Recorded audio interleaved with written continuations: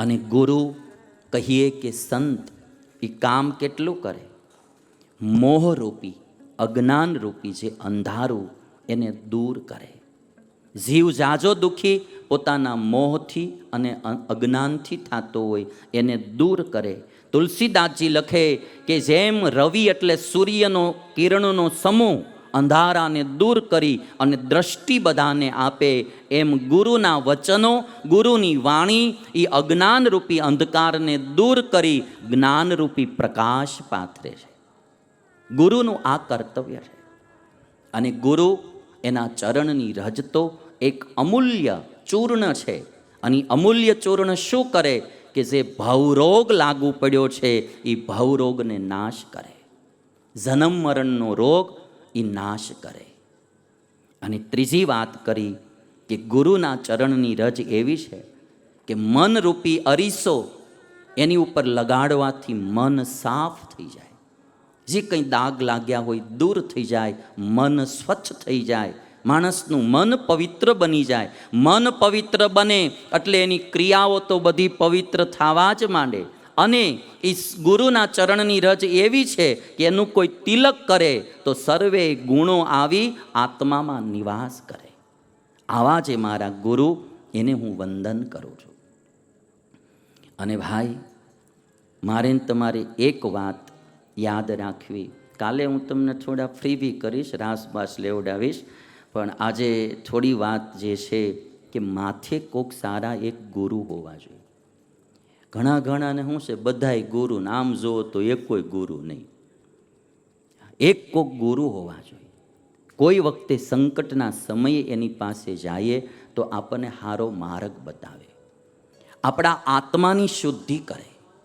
કપડાં ધોનારા તો ઘણા મળી જાય, શરીર સાફ કરી દેનારા મળી જાય, પણ જે આપણું મન અપવિત્ર થયેલું મેલું, કે આપણો આત્મા જે મેલો થયો છે એને કોણ ધોશે? એ સારા સદગુરુ મળે, એ આત્માને ધોઈને સાફ કરે, એટલે એના જન્મ મરણ ટળે અને પરમેનન્ટ આત્મા સુખી થાય. માટે કોઈ માથે સારા ગુરુ હોવા જોઈએ. કોઈ એવા સદગુરુ મળે ને તો એના ચરણ કમળની હું ધૂળ બની ગઈ. અને ધૂળ બની તો શું થયું? મોક્ષ દ્વાર તકાયા. બધા અજ્ઞાનો દૂર થયા, બધી મોહ વાસનાઓ દૂર થઈ, બધા રાગ દ્વેષ દોષો દૂર થયા, મોળા સ્વભાવો દૂર થયા, અને હું મુક્તિના દ્વાર સુધી આવી ગયો. એ જ વાત તુલસીદાસજી બોલે. આજ હું મારા ગુરુ નરહરિની ધૂળ બની અને એના ચરણની ધૂળ માથે ચડાવી, મોક્ષ દ્વાર તકાયા. મોક્ષ દ્વાર તકાયા નહીં, એનાથી હજારોના મોક્ષ થાય. ભાઈ, એનાથી હજારોના મોક્ષ થાય. હું ઘણીવાર કહું, એક ટાંચણી લોહ ચુંબક સાથે અડેલી હોય, લોંગ ટાઈમ સુધી, લાંબો સમય ટાંચણી લોહ ચુંબક સાથે અડેલી રહે તો એમાં પણ લોહ ચુંબકત્વ આવી જાય. અને પછી એ ટાંચણીને કોઈ બીજી ટાંચણી અડાડો, એ એની હારે ચોટી જશે. અનુભવ કર્યો એવા ઊંચી આંગળી કરો. બધાને જેને આ અનુભવ છે એને ખ્યાલ હશે. થયું શું? એક જડ વસ્તુ, ટાંચણી જડ વસ્તુ, લોહ ચુંબક જડ વસ્તુ, જડ વસ્તુનો સંબંધ કરે, યોગ કરે, અને જો એના ગુણ ટ્રાન્સફર થતા હોય તો આત્મા ચેતન છે, શિષ્ય ગુરુ પણ ચેતન છે, એનો સંગ કરે, એના ગુણ ટ્રાન્સફર થાય ને થાય. ભાઈ, સારા સદગુરુ મળે, એના ગુણ ટ્રાન્સફર થાય. પરમ દિવસે મેં સુરતની સભામાં વાત કરી હતી કે એક બરફનો પર્વત, હિમાલયમાં બરફ પડે. બરફ જડ વસ્તુ છે, હિમાલયમાં બરફ પડે અને બરફનો ગુણ ઠંડક, એ ઠંડક ગુજરાત સુધી અનુભવાય. એક જડ વસ્તુ, બરફના ગુણ, પુષ્કળ પ્રમાણમાં બરફ પડે અને એનો જો ગુણ ઠંડક, એ ઠંડક ગુજરાત સુધીના લોકો અનુભવે. આ કપડું બરફના હિમાલયમાં તમે જાઓ ને, આ કપડું ટાઢું લાગે, લાકડું હોય તો એ ટાઢું લાગે, લોઢું હોય તો એ તો ટાઢું લાગે જ. તે લાકડા ટાઢા કરી નાખે.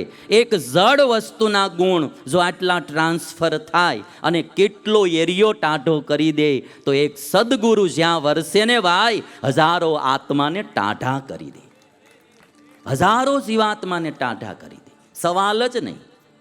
મળવો જોઈએ એવો સદગુરુ, કોઈ એવો સંત, જે પોતે પામ્યો હોય, પોતે એ અનુભવ કરીને વિશ્વાસ સુધી પહોંચ્યો હોય, હજારો જીવાત્માઓને ટાઢક કરે, એમાં કોઈ બે મત નહીં. એક ગુરુ સારા મળે ને, અંતરનાદ જગાડે, માણસને અંતરથી જગાડે અને જ્યોતિ પ્રગટાવી પ્રકાશ પાથરે.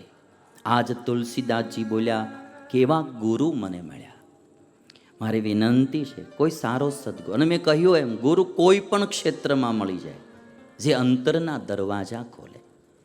હું ભણતો સાઉથ ઇન્ડિયામાં, બેંગ્લોર બાજુ, અમારે એક વરદાચાર્ય હતા, ગ્રહસ્થ હતા, પણ મેં એના જીવનમાં જોયું, એ માણસને નહીં ધનમાં આસક્તિ, નહીં સ્ત્રીમાં આસક્તિ, નહીં ખાનપાનમાં આસક્તિ, નહીં માન સન્માનમાં આસક્તિ, એવું વિરક્ત જીવન જીવતા હતા. રાષ્ટ્રપતિ એવોર્ડ મળતો હતો તો લેવા ન ગયા, કે હું એવોર્ડ માટે નથી ભણ્યો, હું મારા આત્મકલ્યાણ માટે સંસ્કૃત ભણ્યો છું. આવો મહાપુરુષ. અને એવા પુરુષોની સાથે ખાલી રહેવા મળે ને, તો જેમ બરફ ટાઢા કરે ને, એમ માણાને ટાઢા કરી દે ભાઈ. વિરક્તિ એવી, ભક્તિ પણ એવી. અમે તો સ્વામિનારાયણ સંપ્રદાયમાં એકવાર ખાલી ગુજરાત આવેલા કર્ણાટકથી, અને ગઢપુરમાં ગોપીનાથજી મહારાજના દર્શન કરેલા, અને પછી આવીને જે વર્ણન કરે કે શું અદ્ભુત મૂર્તિ, કે આંખમાંથી આમ આંસુડા ઝરે, ભગવાનમાં એવું હે તેને ઉભરાય કે શું અદ્ભુત ગઢડાની ગોપીનાથજી મહારાજની મૂર્તિ. તેથી મને અમારે એક સાધુ આવ્યા હતા ભુજથી, અને એણે સ્વામિનારાયણ ભગવાનની પ્રસાદીભૂત વસ્તુ એને આપેલી, માથે મૂકીને આમ આંખમાં આહોડા, મને હું કેટલો ભાગશાળી, મને આ વસ્તુ મળી. કે તેથી પ્રસાદીની વસ્તુનો મહિમા અમને એની પાસેથી સમજાણો લ્યો. એ રામાનુજાચાર્ય સંપ્રદાયના વિશિષ્ટાદ્વૈત મતના, પણ એની વિરક્તિ જગતમાં જો, ભગવાનની ભક્તિ જો. વહેલા 4 વાગ્યામાં ઉઠીને સંતો બ્રાહ્મણોના છોકરાઓને સંસ્કૃતને વેદના પાઠ ભણાવે. પૈસો તો કોઈ દી લેવાનો નહીં, કોઈ સામે હાલીને આપે ને તો કે મારે શું કરવો છે. આવો વિરક્ત પુરુષ. અને ગુરુભાઈ કોકમાંથી એવા સારા હોવા જોઈએ જેનાથી આપણને ભક્તિ અને વિરક્તિના પાઠ મળે, જીવનને શાંતિમય અને સુખમય બનાવે.